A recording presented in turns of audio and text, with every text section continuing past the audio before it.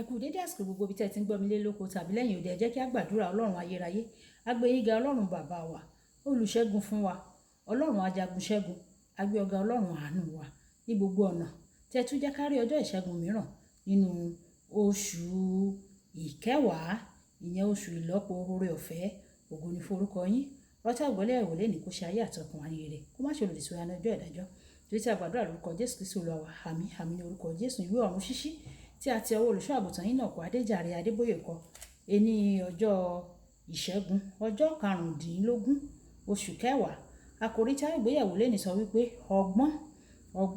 A mú àkọ́sórí wa nínú ìwé òwe orí ìkẹrin ẹsẹ̀ ìkeje. Ìwé òwe orí ìkẹrin ẹsẹ̀ ìkeje. Ìpilẹ̀ṣẹ̀ ọgbọ́n ni láti ní ọgbọ́n àti pẹ̀lú ìní rẹ̀ gbogbo ní òye. Nígbà tí a mú bíbélì kíkà wá nínú ìwé òwe orí ìkíní ẹsẹ̀ 20 títí di ẹsẹ̀ 23. Ìwé òwe orí ìkíní ẹsẹ̀ 20 títí dé ẹsẹ̀ 23. Ọgbọ́n ń kígbe lóde o, ó ń fọ ohùn rẹ̀ ní ìgboro, ó ké ní ibi pàtàkì àpéjọ, ní gbangba ẹnubodè ìlú. Ó sọ ọ̀rọ̀ rẹ̀ wípé yóò ti pẹ́ tó, ẹ̀yin aláìmọ̀kan, tí ẹ̀yin yóò fi máa fẹ́ àìmọ̀kan, àti tí àwọn ẹlẹ́gàn yóò fi máa ṣe inú dídùn nínú ẹ̀gàn wọn, àti tí àwọn aṣiwèrè yóò fi máa kórìíra ìmọ̀. Ẹ yí padà ní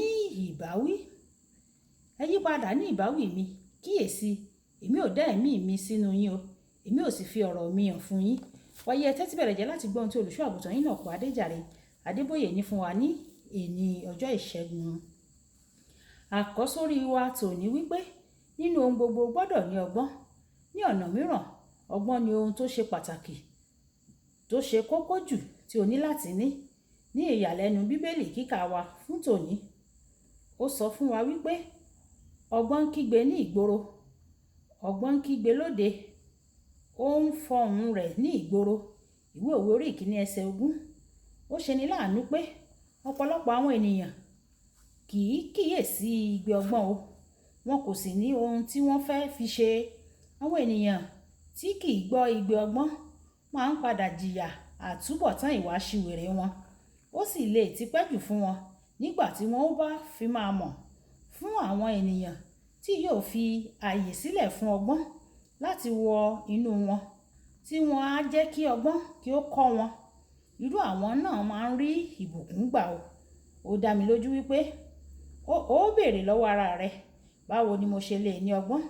Ìwé orin Dáfídì orí 151 ẹsẹ̀ 10 wípé ìbẹ̀rù Olúwa ni ìpilẹ̀ṣẹ̀ ọgbọ́n. Tí o bá fẹ́ jẹ́ ọlọ́gbọ́n, ibi tí wàá ti bẹ̀rẹ̀ ni kí o bẹ̀rù Olúwa ní tòótọ́.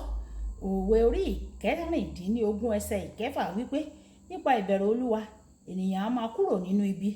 Nígbà tí ènìyàn bá ṣẹ̀, a ti fi ìwà aṣiwèrè hàn nìyẹn o. Nínú ìwé Dáníẹ́lì orí 2 ẹsẹ̀ 20 títí dé ẹsẹ̀ 22, ó wípé Ọlọ́run ló fún ènìyàn ní ọgbọ́n, òun ló fún àwọn ọlọ́gbọ́n ní ọgbọ́n. Tí ènìyàn kò bá ní ìbáṣepọ̀ pẹ̀lú Ọlọ́run, kò lè ní ọgbọ́n o. Ìwé Jákọ́bù orí 1 ẹsẹ̀ 5 wípé bí ó bá kù ọgbọ́n fún ẹnìkan, kí ó béèrè lọ́wọ́ Ọlọ́run, ẹni tí ń fi fún gbogbo ènìyàn ní ọ̀pọ̀lọpọ̀, tí kì í sì bá ní wí, ó sì fi fún un. Ọ̀nà láti rí ọgbọ́n ni kí o bẹ̀rù Ọlọ́run, kí o béèrè fún ọgbọ́n lọ́wọ́ rẹ̀. Kò jù báyẹn lọ. Ní báyìí, nítorí ọgbọ́n jẹ́ ọ̀nà tí ó gbà láti lo ìmọ̀ dáradára. Ọgbọ́n ni ọ̀nà tí òun gbà láti lo ìmọ̀ dáradára. Ìgbèdéke ọgbọ́n rẹ ó máa ní í ṣe pẹ̀lú gbèdéke ìmọ̀ tí o ní. Bí o bá fẹ́ bẹ̀rẹ̀ sí ní ọgbọ́n lọ́wọ́ Ọlọ́run, o gbọ́dọ̀ pọ̀ sí nínú ìmọ̀ kí o lè máa pọ̀ sí nínú ọgbọ́n. Ìdí nìyí tí mo ṣe máa ń kàwé ní gbogbo ìgbà. Mo fẹ́ kọ́ ohun tuntun lójoojúmọ́. Kódà bí mo ní láti ní kí àwọn ènìyàn kí ó kọ́ mi pàápàá. Olùfẹ́, lóòótọ́ ni ọgbọ́n jẹ́ ìpilẹ̀ṣẹ̀ ohun gbogbo. Jésù Kristi ni ọgbọ́n Olúwa. Ìwé Kọ́ríńtì kìíní orí 1 ẹsẹ̀ 24. O sì gbọ́dọ̀ gba Jésù Kristi gẹ́gẹ́ bí Olúwa àti olùgbàlà rẹ kí o bàa lè gbọ́n, kí ó lè fún ọ ní ọgbọ́n. Kókó àdúrà: bàbá jọ̀wọ́ fún mi ní ọgbọ́n o.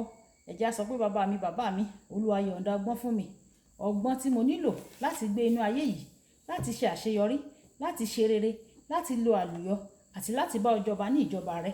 Olúwa yọ̀ǹda rẹ̀ fún mi. Ọlọ́run yóò yọ̀ǹda ọgbọ́n fún wa ní orúkọ Jésù. Olúbùkọ́lá Ayako ní orúkọ mi. Ẹ máa bá mi share, ẹ máa like, kẹ́ máa comment nípa ẹ̀, kí gbogbo ènìyàn kí wọ́n lè jẹ àǹfààní ọ̀run ṣíṣí Yorùbá, kí Olúwa kó bùkún fún wa. Ó dàbọ̀.